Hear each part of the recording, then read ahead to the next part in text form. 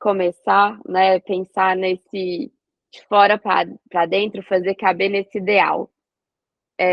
A gente começa pensando então, acho que esse filme ele me toca, porque eu até falei com as meninas do grupo de estudos, nesse lugar do pobres criaturas humanas, mas a gente está falando de pobres criaturas humanas, ou de mulheres, ou de homens, coisa que tem me pegado muito, principalmente por falar de feminino, né? Essa divisão entre os sexos, o que que significa isso? A gente está falando do biológico, a gente está falando do gênero, o que que isso quer dizer para a gente que está ali escutando pessoas, criaturas humanas? E o pobres criaturas, para mim, remete à nossa condição inicial, que é uma base que a psicanálise tem, que a gente vai pensar desde o início, né? Desse desamparo inicial que a gente, quando nasce, realmente só a gente nascer não é suficiente, tem que ter um outro ali desde o princípio, né? Para ajudar a gente nessas necessidades que a gente não consegue suprir sozinho. Então, né, as mais básicas possíveis, a alimentação, a higiene, mas que a gente vai percebendo que também não é só a necessidade biológica, o ser humano ele precisa de mais para sobreviver, precisa desse campo do vínculo, campo dos afetos. E aí uma das coisas que a gente pode pensar é que inicialmente, uma coisa que eu tenho construído muito não tem uma coisa que vai dizer assim, o que um bebê pode fazer para que a gente possa querer cuidar dele. Tem muito isso. O bebê ele não tem uma qualidade, uma característica específica. Quando nasce uma criança, no geral, né, as pessoas ao redor falam, a gente tem que proteger, a gente tem que cuidar. E eu tô falando no geral porque não é uma obrigação no sentido de temos que cuidar das crianças, mas porque enquanto humanos, enquanto espécie, a gente sente que, bom, é uma coisa ali em defesa frágil, a gente vai cuidar. O cuidar não passa só nesse lugar do acolhimento, do aconchego, como eu estou dizendo, que é para tornar uma carne ali humana.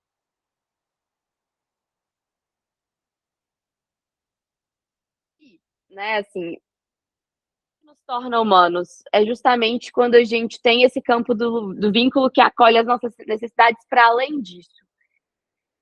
O ponto para mim que eu quero trazer para vocês é que, no princípio, não tem nada que a gente possa fazer demais enquanto um ser que vai garantir que essa pessoa vai cuidar, porque inicialmente a criança está dado. Só que chega um certo momento de vida que isso não acontece mais.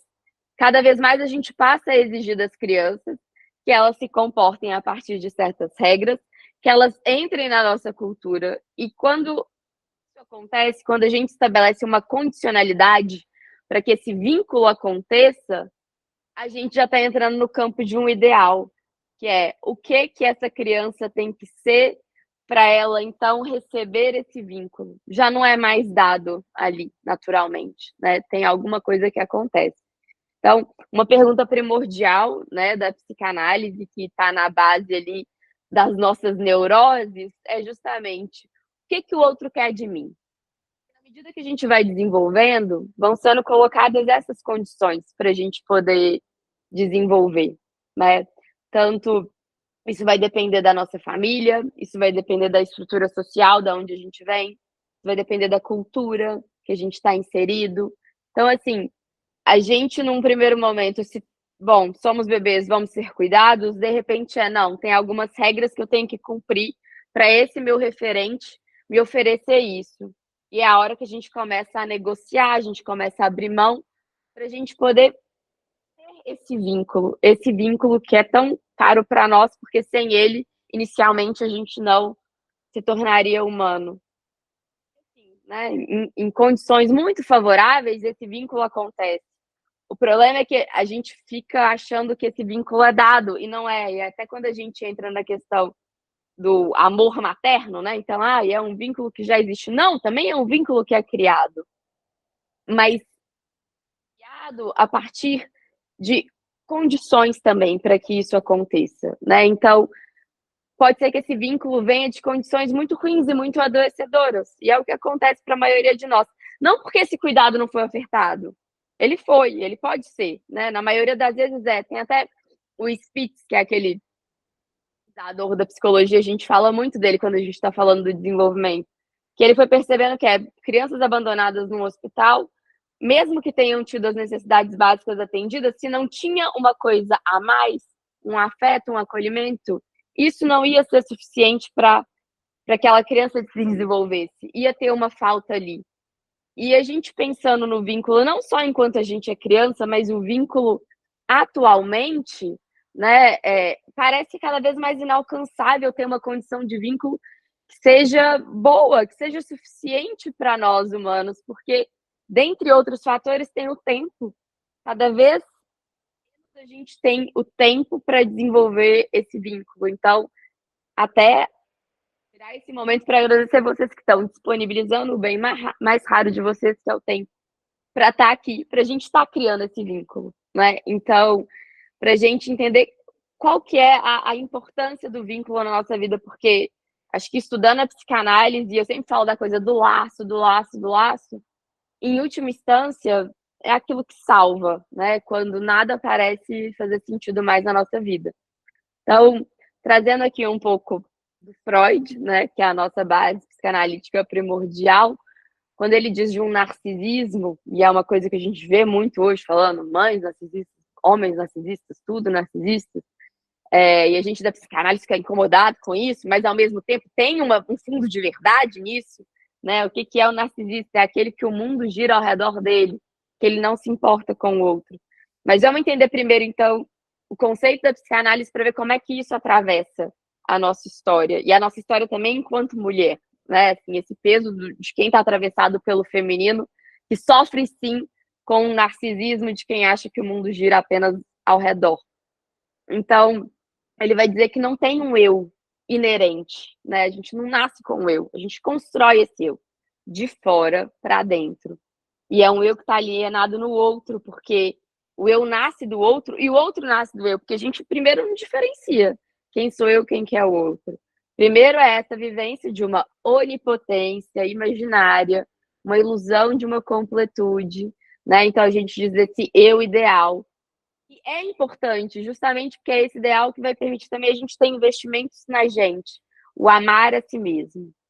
O que também hoje já veio uma distorção, né, do imperativos do amor próprio, ame-se a si mesmo. A gente vai falar um pouco mais para frente disso também, quais são as consequências disso, né? Então, nessa fase do narcisismo primário, o que é importante a gente entender que é um pouco disso, né? Não tem uma diferença entre aquilo que a gente é e aquilo que o outro deseja da gente, porque, na verdade, nem tem o outro na nossa concepção. Então, isso pouco importa. Não é isso que vai fazer a diferença. E aí a gente vai ser nesse centro. Aí a gente vai se diferenciando, tá bom, tem alguém para além de mim. Eu não me satisfaço apenas eu. Mas, ao mesmo tempo, nesse momento da Constituição, a gente acha que, mesmo tendo outro, tendo um objeto, ele orbita ao nosso redor, né? Então, ainda que eu perceba essa diferença, tem alguém ali orbitando, suprindo as minhas necessidades. É só eu chorar que alguém vai resolver o meu problema. Só que o que acontece? Dado o momento, isso é impossível de sustentar por muito tempo. Então, surge a angústia, que é a hora, né, que a gente fala muito da mãe, põe que dá conta da mãe, mas não precisa de ser a mãe, pode ser qualquer cuidador que está ali ofertando esse espaço para aquela criança. E aí que é assim, né? Então, de repente, eu chorava, as pessoas me respondiam, de repente, não, eu vou ter que esperar. Até aquele momento da noite que é, não, deixa ali no berço, deixa chorar. Depois a gente vê o que acontece. Ela tem que entender também que não vai estar sempre disponível. E aí isso gera uma tensão, e aí isso gera uma imprevisibilidade, porque se antes eu tinha certeza que vinha, agora eu não tenho mais. E o que é isso? Isso é a própria vida. Imprevisibilidade. Eu não sei o que vai acontecer, mas parece que em alguma instância, em algum momento, eu achava que eu sabia. Eu sabia mesmo, né? Assim, não era uma ilusão. E isso entra no campo da demanda, porque na medida que, se eu tinha isso antes, parece que agora eu não tenho, isso agora é imprevisível. Então, o que eu tenho que fazer? Qual que é a demanda aqui? Acho que a grande questão, e que faz parte do nosso desenvolvimento e é algo que se repete, né? A gente vê isso na clínica, eu vejo isso em mim mesma, não sei vocês, que é de repente se perguntar assim, então quer dizer que o outro não vai mais suprir minhas necessidades sem eu ter que formular um pedido? E que não vai ser bem mais ou menos assim atualmente, mas que vai ser muito no campo do gente, mas a pessoa não adivinhou que era isso que eu queria? como que ela não conseguiu adivinhar que era isso? Eu tenho que falar tudo, né? Aí eu já falei, mas aí a gente entra no lugar que é a linguagem, ela falha, né? Não basta a linguagem para que a gente sinta de novo aquela ilusão da completude. Que agora eu tenho que formular o pedido e ainda dependo dessa pessoa atender esse pedido. E aí a gente entra, então, no segundo estágio, que é o narcisismo secundário, que é quando essa ilusão de completude ela acaba, porque o outro ele vai exigindo mais, né, de nós. E ele vai dando sinais que existe um mundo para além. Então, tá, agora eu não vou aceitar que você vai fazer xixi na hora que você quiser na fralda e eu vou ir lá te limpar. Agora você vai ir lá no troninho e vai fazer o xixi na hora certa, porque senão eu vou ficar muito brava com você, eu vou ficar com raiva. E aí você experimenta, então, pela primeira vez na sua vida, que alguém pode ficar com raiva porque você simplesmente agiu como o seu corpo quis. É uma experiência muito traumática para uma criança. Oi, eu estava lá fazendo tranquilo. Durante 1 ano, 2 anos, de repente você fala que não é assim mais.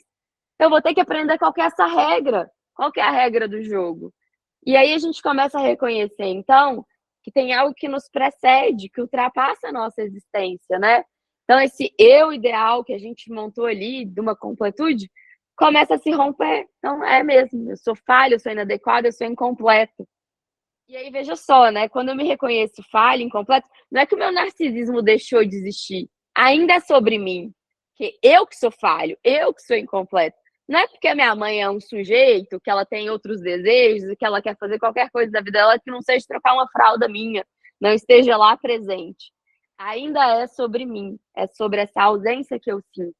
Então, a gente pode pensar esse ideal do eu, né, como uma correção de uma inadequação, né? Então, assim, começa a partir daí, isso que a gente está chamando de um ideal, desse fazer caber, que é eu tento encontrar uma resposta no meu imaginário, que é o que, que eu tenho que fazer para eu me sentir amado, para eu me sentir reconhecido. Esse ideal ele vai sendo formado, né? Então, quando a gente olha no espelho, a gente não enxerga só a gente, né? A gente enxerga o que vem de fora, a gente forma o nosso eu a partir disso, o nosso modo de ser. Isso vai sendo enunciado por um outro que vai dizendo, você é assim, você é assado. Né? Eu tive uma experiência no hospital, quando eu estava acompanhando mães que estavam ali na unidade neonatal, então crianças que estavam ali lutando pela sobrevivência, nasceram prematuras, aquela fragilidade, assim, o desamparo humano na carne.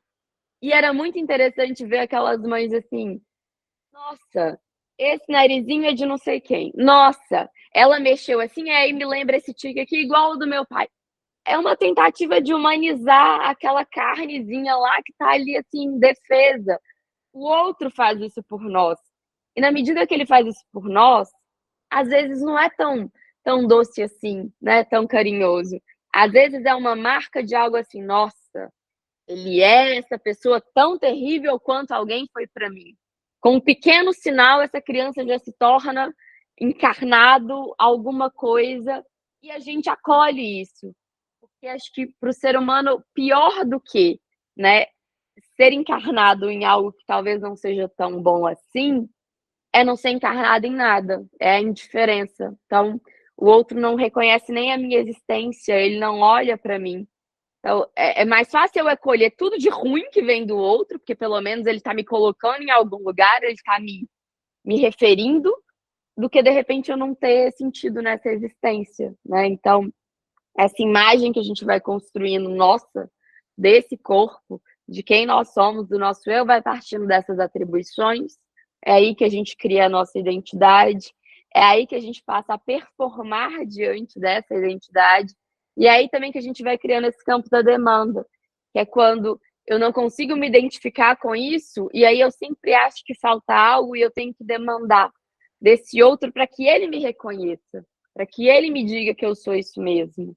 Né? Então, a ideia de não ser amado e não ser reconhecido é tão insuportável para nós, pobres criaturas humanas, que a melhor saída que a gente encontra é corrigir essa inadequação a partir de algum ideal. E aí é o ideal que a gente fantasia, que é o ideal que vai responder essa pergunta, né? O que esse outro quer de mim? Então, essa pergunta, quem eu sou, né? Acho que em vários contextos a gente pode escutar ela, quem você é? E a gente começa a responder, e a gente começa a responder por atributos. E depois a gente começa a se perguntar, será que é isso mesmo que eu sou? Então, né, até eu mesma, quem você é? Aí eu falo, eu sou uma mineira psicanalista que adora se aventurar pelo mundo, nananana. Mas eu sou tão além disso, isso é como eu me apresento, essa é uma imagem, essa é uma construção. O que sobra? O que tem? Então a gente nunca tem muita certeza de quem a gente é sempre essa sensação de estranhamento, né? Uma constante construção. Mas o mundo lá de fora tá o tempo todo também dizendo, tenha certeza de quem você é, seja autêntico, né? Você tem que assumir uma imagem, você tem que saber o que é isso. Bom, pela nossa Constituição, isso também é um pouco da ordem do ideal também, é da ordem do possível. Eu não vou saber dizer com certeza quem eu sou, porque tudo isso é atravessado por um olhar, não só o olhar do outro, mas eu me olhar, né? Então é o olhar, se olhar, o ser olhado. É uma necessidade do ser humano. É uma coisa que assegura a gente, é uma coisa que dá, né, esse contorno para a gente. Então até a gente vai falar um pouco mais ali na frente das pulsões do corpo, Freud nomeou ali, né, na boca, no ânus, no genital, mas para mim um ponto do Lacan que é muito interessante é que ele traz o olhar, na verdade é o olhar que é estruturante, porque é o reconhecimento que traz a imagem, que possibilita a gente formar o nosso eu, que não é um eu fechado, completo, é um eu em construção. E aí a questão que para tudo para mim passa é sempre a medida. Qual que é a medida desse olhar? Então, pessoas que são privadas do olhar, desse reconhecimento, passam por um lugar de uma desumanização, né? Isso muito que acontece, por exemplo, em prisões e manicômios. A gente retira o olhar do sujeito, a gente retira também as características primordiais dele para que ele não se sinta humano, reconhecido, amado. A gente cai numa cilada também narcísica, por isso que a gente fala tanto de narcisismo hoje em dia, que é o olhar excessivo, e é o olhar excessivo produzido pelas redes sociais, que a gente está ali o tempo todo se mostrando e construindo a nossa identidade a partir disso, e aí é uma identidade muito frágil, muito quebrável, porque também vem um outro lá, conversa e fala, não, você não é isso, a cultura do cancelamento, como a gente diz, isso é o suficiente para romper um eu, né? Quando eu estava pensando nisso, eu pensei naquela menina do BBB, eu acho que é a Vanessa, que teve um surto ali, porque ela olhava para as câmeras, ela não sabia quem que era a personagem, o que que ela era, e é um pouco disso, do sofrimento que a gente tem produzido nessa atualidade. E uma das armadilhas, né, que eu falei muito que eu ia trazer esse campo das armadilhas, eu penso que é esse lugar dessa síndrome também de uma impostora, que é eu sou uma farsa, no fundo eu não sou isso, eu sou um personagem, isso tudo é uma performance. A gente escuta muito isso, a gente sente muito isso, mas porque a gente não tem um eu completo. Esse eu, ele está sempre ligado ao outro. Mas o problema disso que é, às vezes eu vou sentir essa síndrome porque eu não tenho alguém reafirmando esse olhar, né, para mim, para me dar a certeza dessa imagem, mas também eu vou sentir essa síndrome porque eu tenho um olhar tão excessivo sobre mim, mas que eu não me reconheço nesse olhar, então eu acabo achando que eu sou uma farsa, porque eu não me reconheço nesse olhar que esse outro está me dando. Então, assim, é uma armadilha muito grande que a gente vai se prendendo nela. Para além dessa, né, eu falei um pouco ali lá na frente que a gente ia falar disso, também os imperativos do amor próprio que a gente vive hoje em dia. Então, seja você mesma, você se basta, ame-se acima de tudo, não ligue para os outros e, sinceramente, só uma pessoa muito doente psiquicamente, muito perversa, não vai de fato ligar para o que o outro disse. De novo, né? A questão está, qual que é a medida para a gente? Como é que a gente vai construindo isso? Que não seja uma alienação total, mas que também não é uma possibilidade de uma separação total desse outro, né? Então, essa é a dinâmica que a gente vai enfrentando. E aí eu quis trazer agora a Esther Perel, porque eu acho que ela traz uns conceitos de uma forma muito mais simples do que a gente for pensar ali, Freud, Lacan, que é a gente pensar assim, o amor próprio que a gente tanto busca e tanto fala, talvez seja menos sobre a capacidade de aguentar a solidão e estabelecer a independência, que são coisas muito importantes, mas também ter uma consciência dessa aceitação de uma incompletude, né? Assim, eu vou ser incompleto, eu vou ser falho, mas não porque eu sou mulher, que é uma condição de pobres criaturas humanas. Somos todos. Tem gente que compra mais a imagem, a gente vive na busca dessa imagem, mas no fundo não é sobre isso. Eu acho que é cada vez mais aceitar mais a nossa condição. E é isso que a gente fala dessa autoestima, que é muito importante, né? Também não vamos entrar no campo já, então não preciso de autoestima. Não, sim, a gente tem que ter esse combustível para enfrentar a vida, mas é também uma capacidade da gente se ver como indivíduos falhos e ainda assim nos colocarmos num lugar de grande valor, porque não é algo que eu falho que vai tirar todo o valor que eu tenho. E não é um outro, e aí aqui, né, no campo feminino para mulheres, que é um homem que me diz alguma coisa que vai me dizer do meu valor. De verdade, eu tenho que saber o que, que é isso, né? Qual que é o meu valor. Esse é o ponto da autoestima. Então, a pergunta para guiar, né, esse primeiro momento aqui é isso, que é como construir e sustentar razoavelmente uma imagem coerente, confortável e realista de quem somos, sem a gente se aprisionar nesse fazer caber no ideal que vem de fora. Acho que é uma grande questão para nortear não a nossa, não só a nossa vida, mas pensando na gente que trabalha com outras pessoas, outras mulheres, também estão nesse engodo, assim, né? Então, trouxe aqui agora um trecho da Glennon Doyle, também vou utilizar muito ela, esse livro Indomável, porque é um livro realmente muito sensacional, que ela vai dizendo, então assim, quais são os sentimentos que você tem que expressar? Qual que é a maneira que você tem que se comportar? Qual que é o corpo que você tem que se esforçar para ter? Quais são as coisas que você tem que acreditar? Quais são as pessoas que você tem que amar? Quais são as pessoas que você tem que temer? Qual é o tipo que você deve querer, né? E eu acho que no dia a dia, na correria, no corre, a gente não para pensar sobre isso, para pensar sobre essas construções. Talvez a gente que está ali naquele momento da nossa análise falando sobre isso vai atravessando. Mas de que forma a gente pode, então, acessar isso de uma outra forma? Acho que esse é um incômodo meu também, assim, de a gente fala, tá, mas o que mais a gente pode fazer para entender isso que a gente vai se fazendo caber? Como é que a gente vai criando consciência? Como é que a gente vai trazendo isso para outras mulheres?